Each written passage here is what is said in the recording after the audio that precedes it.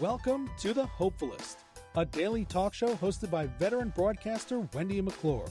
Join Wendy each day as she shares her life lessons that transformed her from perpetual pessimist to the ultimate hopefulist.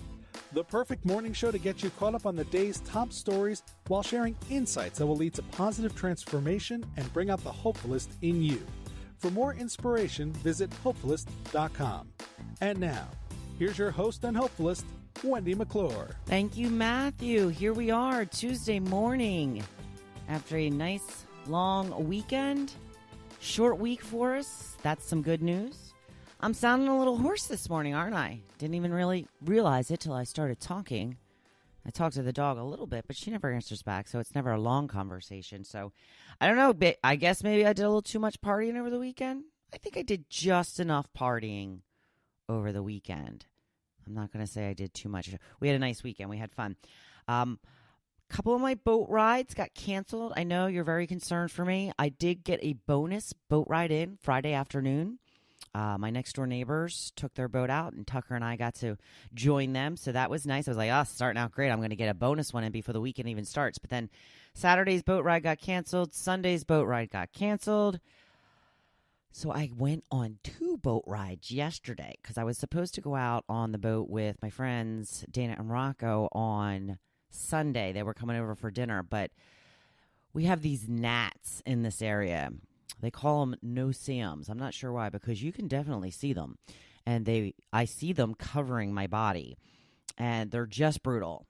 And they're around for, I was having a debate about this with somebody yesterday. I thought they were around for most of May and about 2 weeks into June.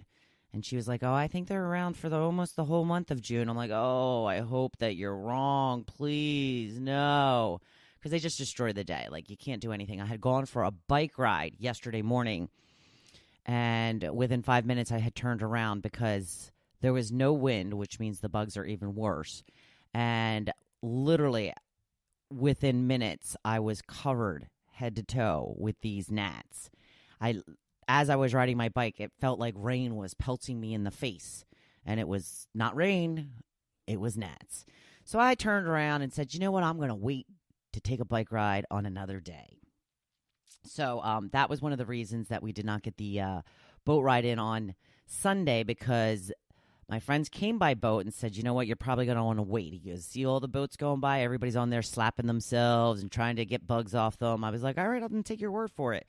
Then we had a nasty storm after that. Oh, my goodness. It actually hailed. We very rarely get hail in these parts here. So it was quite the storm. And so Dana and Rocco came back on Sunday and gave us a quick little boat ride.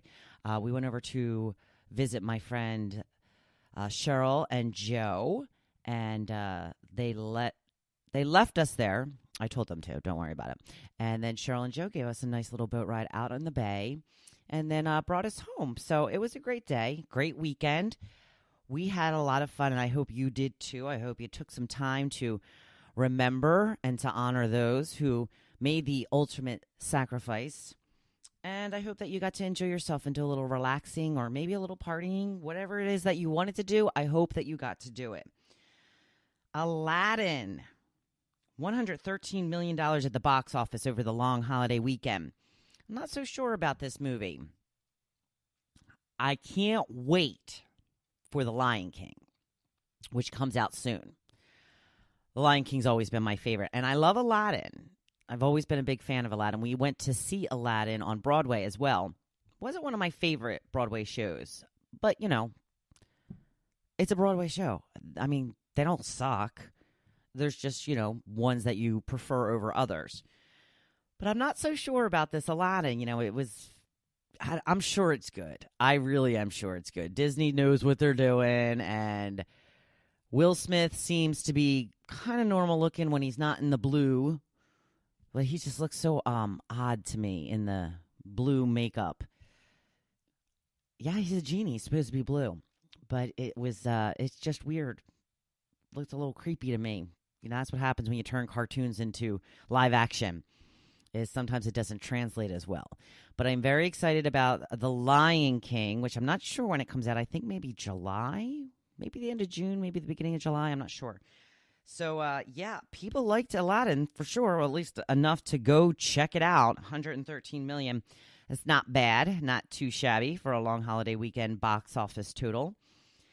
I will see that movie eventually. I'm probably not going to go see it in the movie theater, but I will definitely see it as soon as it's available, either on demand or on HBO or one of those, because it's definitely something I want to check out.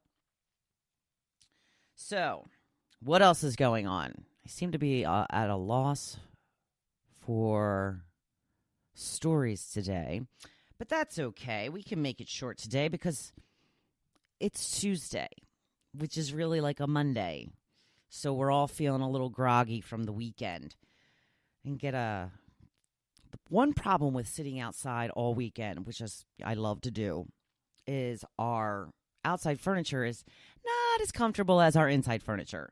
So I spend the day on like a high back chair, sitting in the sun or whatever, and it just makes my back and my neck hurt the next day. So I'm feeling a little bit pained. But I'm going to move on to the topic. While friends were here over the weekend, we were complaining about the bugs, and one flew right on my friend Dana, and she goes, oh, it's just a firefly. I said, firefly? I call them lightning bugs. I call them fireflies.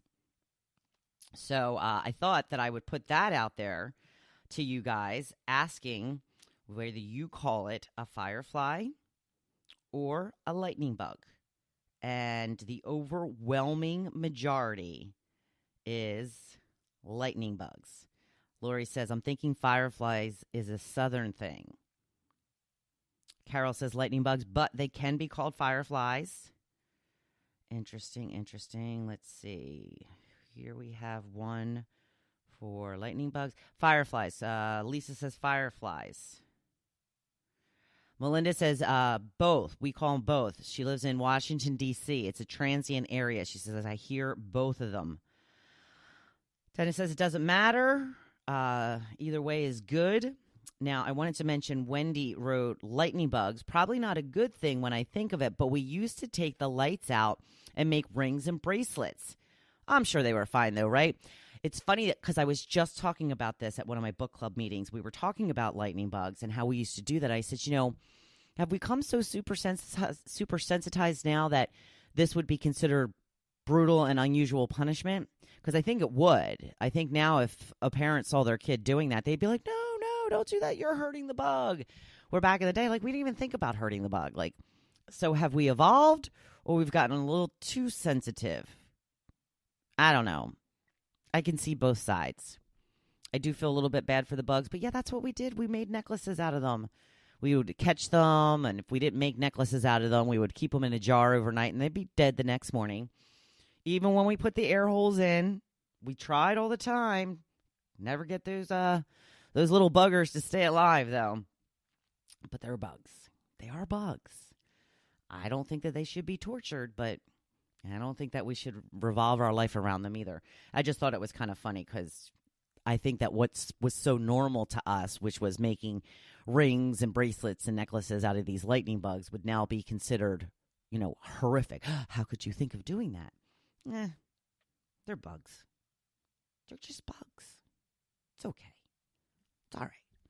So I think out of the 23 comments, I think maybe 3 of them said fireflies. I didn't even know what fireflies were at first because I always called them lightning bugs. And the first time I heard fireflies, I thought it was a different bug. It didn't even occur to me it was the same bug. But the overwhelming majority calls them lightning bugs in my unofficial poll. On to the blog post for today, Finding Your Passion. I started with a quote from Elizabeth Gilbert that I love. If you can let go of your passion and follow your curiosity just might lead you to your passion.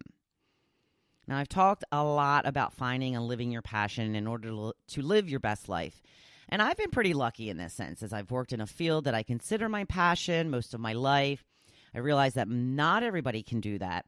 Not everybody can make their passion their living. I mean, you probably can if you think a way, be creative about it. That might be a tough, long road, and that's okay if that's not the road you want to take, but make sure that you find things to enjoy in your everyday life, things that will add to your life and make you look forward to waking up every day, looking forward to doing that thing that you love to do. But you have to make time for them. Are you completely clueless as to what you would call your passion? No idea what you can do that will bring joy to your life and light you up? Well, just give it a little thought. Usually it's already in there. You just gotta have to quiet your mind a little bit to let things come to you. It sounds a little bit like meditation, which I'm not a proponent of. I tried meditating, gave it a good 6 months, didn't feel any different. I found it annoying. I gave up. But I do sometimes just sit, outside and stare at the water, and that's kind of my meditation. Quiet your mind. It can be anything that you'd like to do. Do you love spending time at school, helping to organize and chaperone events for your children's class? Then do more of it. Volunteer as often as your schedule allows. See what else you can do on a regular basis. Maybe you would be great at organizing children's parties. Maybe offer to organize a couple of your friends' kids' parties. See if it's something that you like. That's something you could turn into, a little side gig or eventually a full-time thing a few years from now. Now, a few years back, I had a group of friends that I got together with twice a week to shoot pool. We would get together on Tuesdays and Thursdays, and I was not a good pool player, but it was really nice to have this to look forward to every Tuesday and Thursday, and it had me it was great because I looked forward to something not only on the weekends, but during the week as well. It was, like I said, all about the social aspect for me. But the guys I played the game with were very serious. They loved it, and they loved to win. In fact, my one friend used to sit at home and watch pool on TV to learn new shots and how to improve. So I would definitely say that was probably one of his passions, and he was really good. Now, I've talked before about my sister. She runs. She does triathlons. I'm not sure how she got started, but once she got started, she just kept doing more and more and adding more. She started with running, and then she started with biking, and then she added the swimming in. Now she's registered for an Ironman and training to tackle that huge feat. She says she loves challenging herself. I say good for her. Not my passion, but good for her. A friend of mine, she's very artsy. She's good with drawing and painting and that kind of stuff. She collects boards and pieces of old fence and, paints pictures on them. A lot of, sea-type stuff that she'll put on them. I'm sure she does lots of canvas and, she's just always putting things together. She actually helped me do a sign. Well, when I say help me, she did most of it, that I wanted for my house. It's a passion of hers, and she loves to do it. That's great. Now, if you're not sure, then think about what interests you have. Do you love to take pictures? Then get out there. Take as many shots as you can. Start playing with different angles and subjects. Develop that eye they talk about. Develop that good eye for, knowing when a good shot is right in front of you. There's something there that could definitely turn into a source of income at some point. I've been wanting to go horseback riding for years. I just never get around to it. I always find an excuse. I'm not sure where to go. I'm not sure how long it takes to get there. Honestly, I'm a little bit afraid. And they say that horses can sense that, so I'm not really sure if I belong on a horse.